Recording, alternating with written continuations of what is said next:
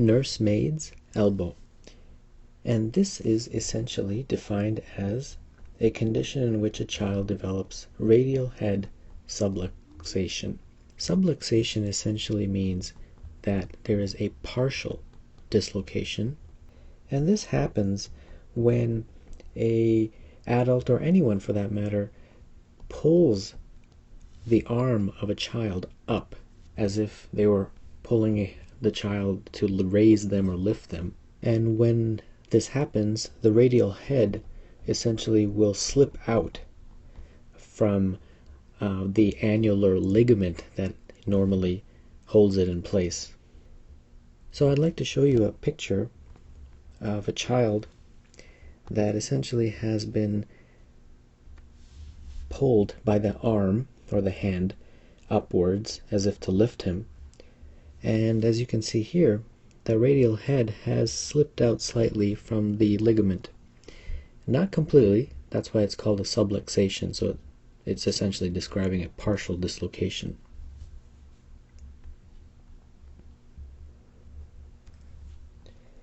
In terms of symptoms, the child will have pain, tenderness in that area to palpation, but more importantly, a very diagnostic feature is that the child will refuse to move that arm, and this will of course prompt the parent or guardian to bring the child in, usually to the emergency room. And if there's a good history, you usually don't need to do any x-rays, because the history kind of tells you that this is most likely a nursemaid's elbow.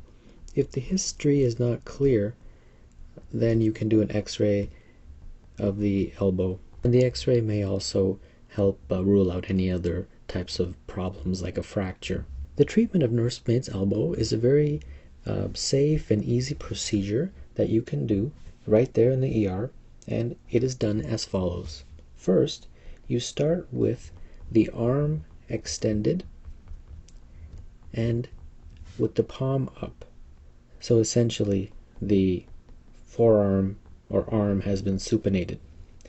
That's the first step.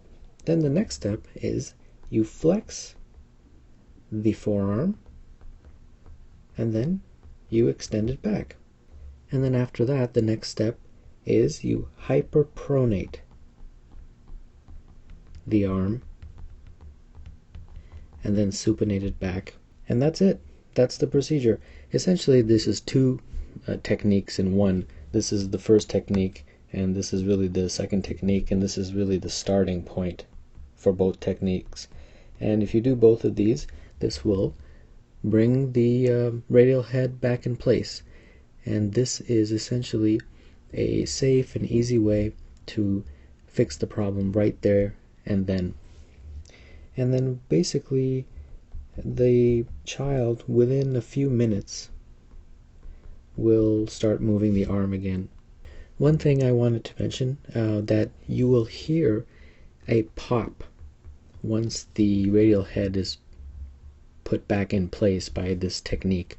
So that will indicate to you that it has worked. And also once this child starts moving the arm again, that also indicates, of course, that this procedure or technique has worked. So now let's take a look at a few vignettes. 2-year-old child stumbles, but his mother keeps him from falling by pulling up on his right hand.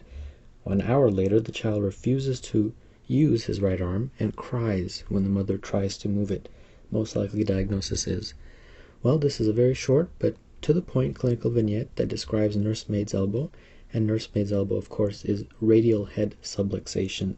So that would be choice C. And finally, 6-year-old boy is brought to the office by his parents, who are concerned because he has been refusing to use his left arm for 1 day. Parents report that he has been in good health and has not suffered any recent falls or injuries to the arm that they are aware of. The father does recall one incident 2 days ago when he pulled upward on the boy's right arm to prevent him from tripping as they descended a flight of stairs. The boy is holding his right arm with the elbow flexed and the forearm pronated. He begins to cry when you attempt to examine the arm. The most appropriate next step is, well, for nursemaid's elbow, you really just need to do that technique that I had explained, and that involves supination of the forearm and then flexing the forearm at the elbow. So that would be choice D.